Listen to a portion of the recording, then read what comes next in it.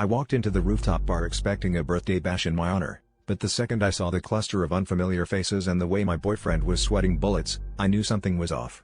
The music was loud, people were laughing, but every time I tried to talk to him, he brushed me away with a forced smile and a promise that the best part was coming.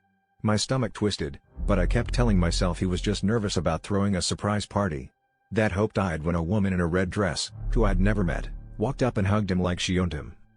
Before I could even process it, he dropped to one knee, not in front of me, but in front of her. The whole room gasped.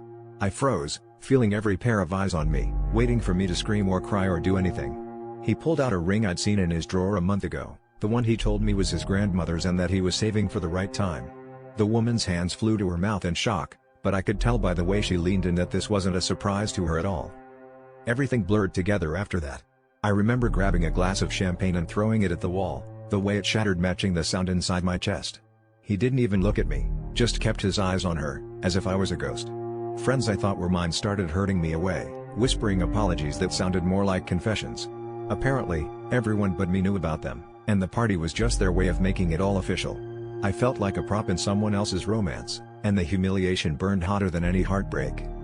But standing in the elevator alone, I realized the real betrayal wasn't just his cheating.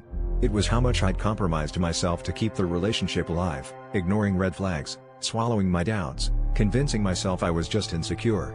The twist wasn't that he'd moved on to someone else, it was that I'd lost so much of myself in loving him that I barely recognized the person staring back at me in the mirrored doors.